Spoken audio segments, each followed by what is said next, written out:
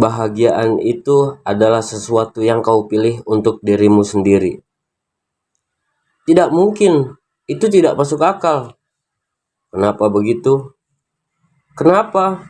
Beberapa orang dilahirkan dalam kondisi makmur dengan orang tua yang baik, dan yang lain terlahir miskin dengan orang tua yang buruk. Tapi begitulah dunia, dan aku tidak benar-benar ingin masuk ke topik semacam itu. Tapi ada banyak hal yang tidak adil di dunia, dan kesenjangan yang dalam antara dengan kebangsaan dan etnis tetap ada. Wajar saja kalau berfokus pada pemikiran dengan apa kita dilahirkan. Semua ucapanmu yang bersifat teoritis, kau mengabaikan dunia nyata. Kaulah yang mengabaikan realitas. Apakah terpaku pada pemikiran dengan apa kau dilahirkan bisa mengubah kenyataan? Kita bukanlah mesin yang dapat digantikan. Kita tidak membutuhkan penggantian, melainkan pembaharuan. Bagiku, penggantian itu dan pembaharuan itu sama. Kau menghindari poin utama. Begini, ketidakbahagiaan sejak lahir itu memang ada. Paling tidak, tolong akui itu. Aku tidak akan mengakuinya. Kenapa? Salah satu alasan, saat ini kau tidak bisa merasakan kebahagiaan sejati. Kau mendapati hidup ini sulit. Bahkan berharap bisa terlahir kembali sebagai orang yang berbeda. Tapi kau sekarang tidak bahagia karena kau sendirilah yang memilih untuk menjadi tidak bahagia. Bukan karena kau dilahirkan di bawah bintang kesialan. Aku memilih untuk tidak bahagia. Bagaimana aku bisa menerimanya? Kau akanlah tidak ada yang luar biasa tentang hal ini.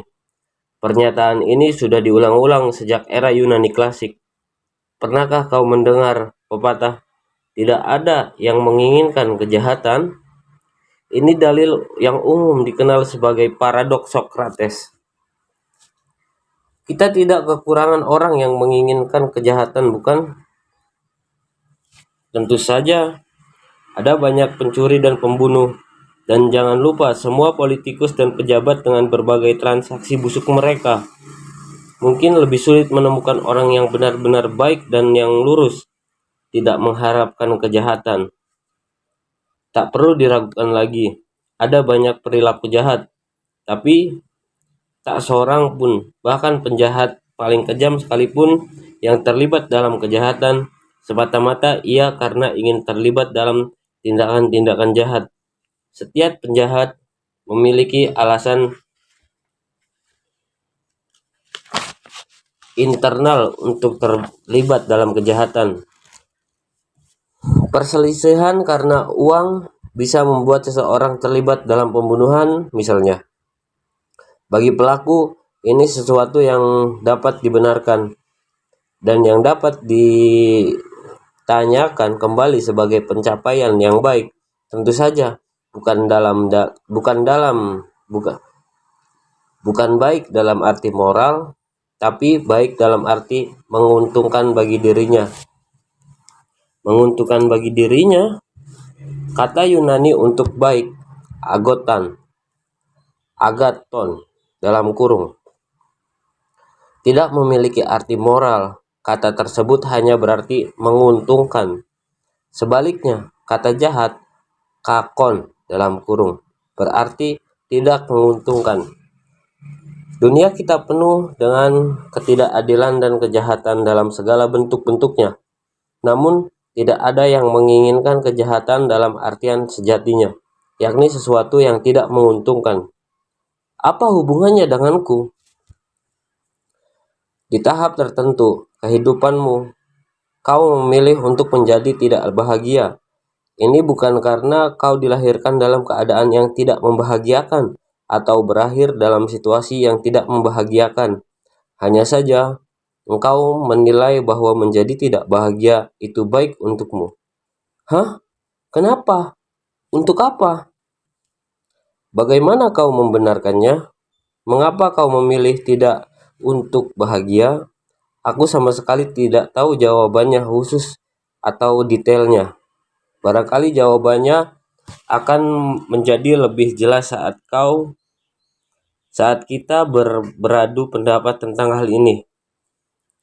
Kau benar-benar sedang mencoba membodohiku. Kau pikir ini bisa lolos sebagai filosofi? Aku sama sekali tidak bisa menerimanya. Tanpa pikir panjang, pemuda itu bangkit dan melototi sang filsuf. Aku memilih hidup yang tidak bahagia karena tidak baik untukku. Benar-benar argumen yang tidak masuk akal. Kenapa dia bisa kenapa dia sampai sejauh itu mengolok-olok diriku?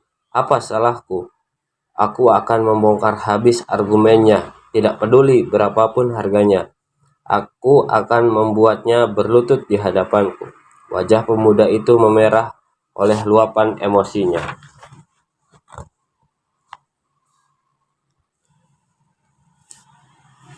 Manusia selalu memilih untuk tidak berubah. Silahkan duduk. Melihat keadaan saat ini, wajar kalau pandangan kita saling berbenturan. Sekarang akan kuberikan satu penjelasan sederhana tentang cara manusia dipahami dalam teori psikologi Adler. Oke, tapi tolong singkat saja. Tadi kau berkata, watak atau pribadi seseorang tidak bisa diubah. Dalam teori psikologi Adler, kita menggambarkan watak dan pribadi tersebut dengan kata gaya hidup. Gaya hidup?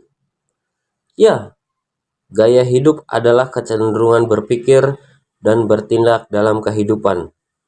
Kecenderungan berpikir dan bertindak? Bagaimana seseorang melihat dunia ini dan bagaimana ia melihat dirinya sendiri? Bayangkan gaya hidup sebagaimana ia lihat dirinya sendiri. Bayangkan gaya hidup sebagai konsep yang mempersatukan cara-cara untuk menemukan makna.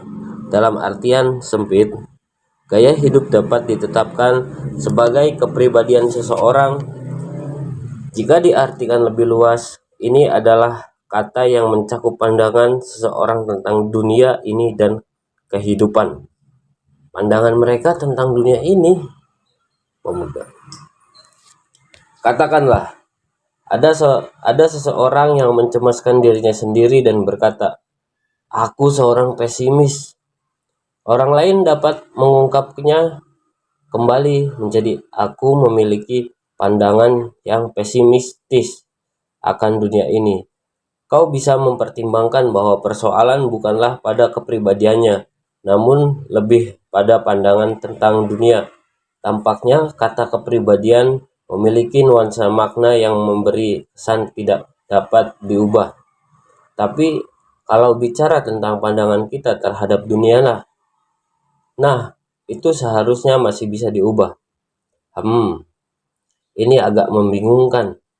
Waktu kau bicara tentang gaya hidup, apakah maksudmu cara hidup?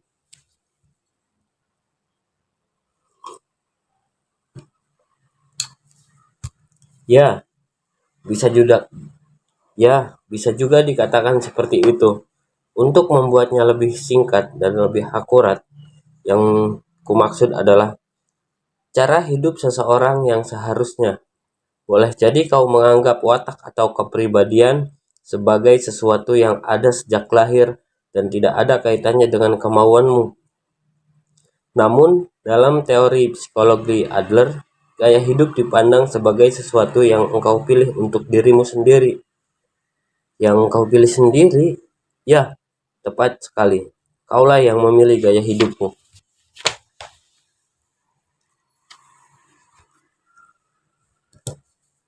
Jadi, bukan saja aku memilih untuk tidak bahagia, tapi aku bahkan bertindak lebih jauh lagi dengan memilih kepribadian yang menyimpang ini. Benar sekali. Hah? Sekarang kau benar-benar mulai kelewatan. Saat menyadari tentang diriku, aku sudah memiliki kepribadian ini. Aku tentu saja tidak ingat sudah memilihnya, tapi ini berlaku untuk dirimu juga, bukan? Seseorang bisa memilih kepribadiannya sesuai kehendaknya sendiri, kan? Sekarang kau terdengar seperti bicara tentang robot, bukan manusia. Tentu saja, kau tidak secara sadar memilih diri semacam ini. Pilihan pertamamu barangkali dilakukan tanpa sadar, dikombinasikan dengan faktor-faktor eksternal yang sudah kau sebutkan, yaitu ras, kebangsaan, kebudayaan, dan lingkungan tempat tinggal. Faktor-faktor ini jelas memiliki pengaruh signifikan pada pilihan tersebut. Walau demikian, kaulah yang memilih diri semacam ini. Aku tidak memilih maksudmu. Aku tidak mengerti maksudmu. Bagaimana aku bisa memilihnya? Dalam pandangan teori psikologi Adler, hal ini terjadi sekitar usia 10 tahun. Oke, sebagai dasar diskusi kita, dan sekarang aku benar-benar mengambil resiko dengan mengatakan ini, katakanlah sebagai ketika usia 10 tahun, tanpa sadar aku memilih gaya hidup ini atau itu. Apakah itu memang penting? Kau bisa menamakannya kepribadian atau watak gaya hidup. Tapi terlepas dari itu semua, aku sudah menjadi diri semacam ini. Keadaan tidak berubah sama sekali. Itu tidak benar kalau gaya hidupmu bukan sesuatu yang ada sejak lahir, tapi pilihanmu sendiri. Kau pasti bisa memilihnya lagi dari awal. Sekarang kau berkata, aku bisa memilih lagi dari awal. Mungkin kau belum menyadari gaya hidupmu hingga sekarang. Dan mungkin kau juga belum menyadari konsep dari cara ia dilahirkan. Terlahir di negara ini, di era ini, dan dengan orang tua ini adalah hal-hal yang tidak bisa kau pilih. Dan semua itu memiliki pengaruh yang sangat besar. Kau mungkin akan menghadapi kekecewaan dan mulai melihat orang lain dan merasa andai aku dilahirkan dalam keadaan seperti mereka. Tapi kau tidak bisa membiarkannya berakhir di situ. Persoalan bukanlah masa lalu, tapi di sini, pada saat ini, dan sekarang kau sudah tahu tentang gaya hidup. Tapi apa yang kau lakukan dengan pengetahuan ini mulai sekarang adalah tanggung jawabmu. Apakah ini dilanjutkan dengan memilih gaya hidup yang kau jalani hingga saat ini, atau gaya hidup yang sama sekali baru? Semua terserah padamu. Lalu bagaimana aku memilihnya lagi? Kau berkata, engkaulah yang memilih gaya hidup sendiri. Jadi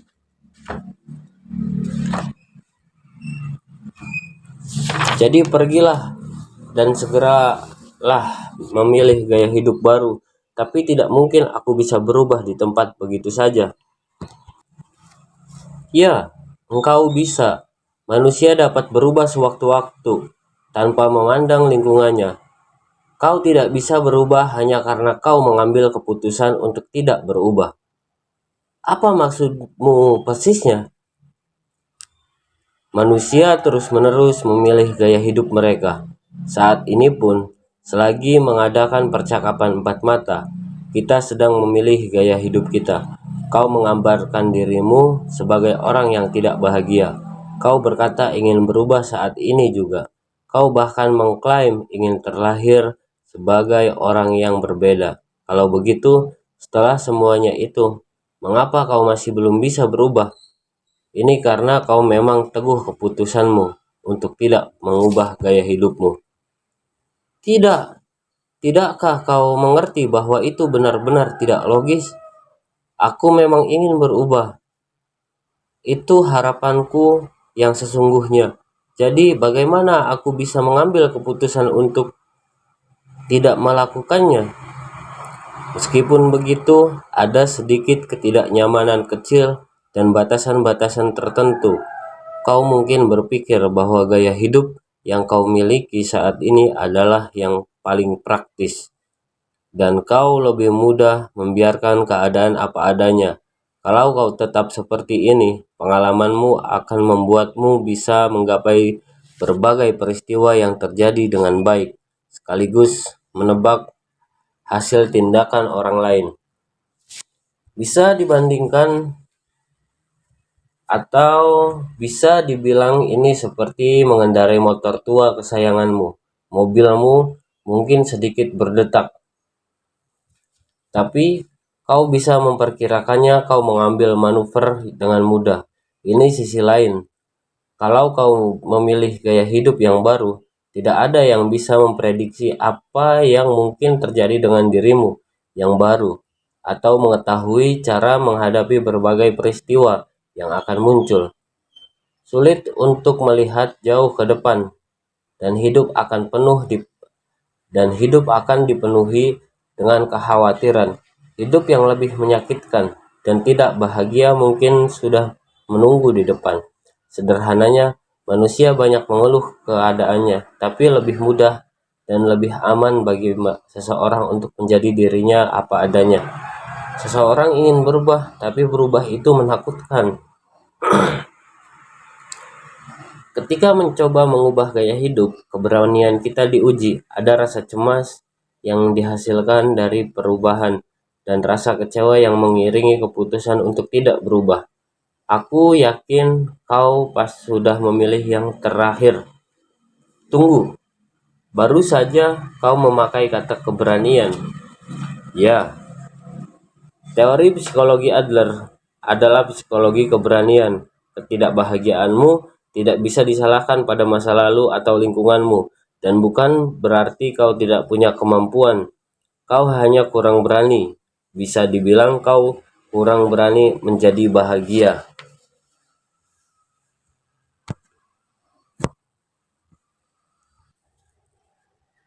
Hidupmu diputuskan di sini saat ini. Keberanian untuk menjadi bahagia. Apakah kau membutuhkan penjelasan lebih lanjut? Tidak, tunggu dulu. Ini mulai membingungkan. Pertama-tama kau berkata dunia ini tempat yang sederhana, bahwa dunia ini terlihat rumit hanya karena aku, dan bahwa pandanganku yang subjektiflah yang menjadikannya seperti itu, dan juga bahwa hidup terlihat rumit hanya karena akulah yang membuatnya demikian. Kesemuanya itu membuatku sulit hidup bahagia. Lalu kau bilang seseorang harus mengadopsi pendekatan teleologis yang merupakan kebalikan dari pendekatan etiologis Freud, bahwa manusia tidak boleh mencari pencetus di masa lalu dan harusnya menyangkal trauma. Kau berkata manusia bertindak untuk meraih suatu tujuan dan semacamnya, bukannya menjadi makhluk yang digerakkan oleh pencetus di masa lalu mereka, benar? Ya, dan lagi, sebagai dasar pemikiran penting dari teleologis, kau berkata manusia bisa berubah, bahwa manusia selalu memilih gaya hidup mereka sendiri. Itu benar. Jadi, aku tidak bisa berubah karena aku sendiri terus berulang kali membuat keputusan untuk tidak berubah. Aku tidak cukup berani untuk memilih gaya hidup baru. Dengan kata lain, aku tidak cukup berani untuk menjadi bahagia. Dan itulah sebabnya aku tidak bahagia. Ada yang salah? Tidak, tidak ada. Oke, kalau begitu pertanyaanku adalah, apa saja upaya nyata yang harus kuambil? Apa yang perlu kulakukan untuk dapat mengubah hidupku? Kau belum menjelaskan semua itu. Kau benar. Yang harus kau lakukan sekarang adalah mengambil keputusan untuk menghentikan gaya hidupmu saat ini. Misalnya, tadi kau berkata, kalau saja bisa menjadi orang seperti Y, aku pasti bahagia. Selama kau masih hidup dengan cara itu, dalam kemungkinan, andai saja ini dan itu terjadi, kau tak akan pernah bisa berubah. Sebab kata-kata "andai aku menjadi seperti Y" merupakan alasan bagimu untuk tidak berubah. Alasan untuk tidak berubah? Ya, aku punya seorang teman yang bercita-cita menjadi novelis, tapi dia kelihatannya tidak pernah menyelesaikan karyanya. Menurutnya, pekerjaan membuatnya kelewat sibuk dan dia tidak pernah bisa menemukan waktu untuk cukup untuk menjadi novelis. Dan itulah alasan dia tak bisa menyelesaikan karya dan mengikutinya dalam konteks menulis. Tapi apakah itu alasan yang sesungguhnya? Tidak. Sebenarnya dia ingin menyisikan kemungkinan. Aku bisa kalau aku mau, dengan tidak komitmen, dengan tidak berkomitmen pada apapun. Dia tidak ingin karyanya dikritik dan jelas tidak ingin menghadapi kenyataan bahwa dia mungkin menghasilkan karya tulis yang inferior dan mendapat penolakan. Dia ingin hidup dengan adanya kemungkinan tersebut, di mana dia bisa mengatakan bahwa dia bisa melakukannya kalau saja dia punya waktu, atau dia bisa menulis karena saja kemungkinannya mendukung, dan bahwa dia benar-benar memilih bakat menulis. Dalam 5 tahun, 10 tahun ke depan, dia bisa menjadi apa yang dia menggunakan, dia bisa jadi apa, dia bisa jadi akan mulai menggunakan alasan-alasan lain seperti aku sudah tidak lagi muda, atau sekarang aku punya keluarga yang harus dipikirkan. Aku mengerti sekali apa yang pasti dirasakannya. Dia seharusnya mengikutkan saja tulisannya dalam konteks atau sekalipun ditolak. Itu bukanlah masalah kalau melakukannya. Dia mungkin akan berkembang atau menemukan bahwa sebaiknya dia mengejar sesuatu yang berbeda. Apapun hasilnya, dia bisa terus melangkah. Inilah yang dimaksud dengan mengubah gaya hidupmu saat ini. Dia tak akan pergi kemanapun tanpa melepas sesuatu. Tapi cita-citanya akan mungkin kandas. Aku meragukannya. Mengerjakan tugas-tugas sederhana, hal-hal yang harus dilakukan, sembari terus-menerus memiliki beragam alasan mengapa dia tidak akan melakukan, terdengar seperti cara hidup yang sulit, bukan? Jadi dalam kasus temanku bercita-cita menjadi novelis ini, aku atau diriku itulah yang membuat hidup ini rumit, terlalu sulit untuk dijalani dengan gembira. Tapi itu keras sekali. Filosofimu terlalu kaku. Benar, ini obat keras. Obat keras? Ya, aku setuju. Tapi, kalau kau mau mengubah gaya hidup, cara memaknai dunia dan dirimu sendiri, caramu berinteraksi dengan dunia dan perilakumu juga harus berubah. Jangan lupakan poin ini. Manusia harus berubah. Kau sebagaimana dirimu saat ini harus memilih gaya hidupmu. Mungkin itu terlihat sulit, tapi sebenarnya cukup sederhana. Menurutmu trauma itu tidak ada, dan lingkungan juga tidak penting. Itu semua hanyalah beban tambahan, dan tidak bahagiakanku adalah salah satu sendiri. Benar, aku mulai merasa sedang dikritik atas segala sesuatu yang pernah dan kulakukan. Tidak, kau tidak sedang dikritik, malah seperti yang disampaikan konsep teleologi Adler kepada kita. Tidak peduli apapun yang telah terjadi dalam hidupmu sampai ke titik ini, itu seharusnya tidak ada hubungannya dengan caramu hidup. Mulai saat ini, bahwa engkau yang hidup di sini pada saat ini menentukan kehidupanmu sendiri. Hidupku ditentukan tepat di titik ini, ya, karena masa lalu tidak ada. Baiklah. Well, aku tidak setuju 100% dengan teorimu. Ada banyak poin yang membuatku kurang yakin, dan itulah yang akan ku bantah di saat yang sama. Teorimu patut dipertimbangkan lebih jauh, dan aku jelas tertarik untuk belajar lebih banyak tentang teori psikologi Adler. Kurasa diskusi kita malam ini cukup, tapi kuharap kau tidak keberatan dan aku datang lagi minggu depan. Kalau aku tidak beristirahat, mungkin kepalaku bisa meledak.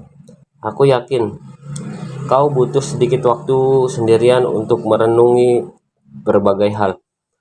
Aku selalu ada di sini, jadi kau bisa berkunjung kapan saja yang kau mau. Aku menikmatinya. Terima kasih. Kita bisa berdiskusi lagi kapan-kapan. Bagus sekali. Satu hal lagi, kalau boleh diskusi kita hari ini lama dan cukup intens. Dan kurasa aku bicara agak kasar untuk itu. Aku minta maaf. Jangan cemaskan itu. Kau sebaiknya membaca dialog Plato. Secara mengejutkan, kelakuan dan bahasa murid-murid Socrates agak terlalu bebas. Seperti itulah cara berdialog yang seharusnya.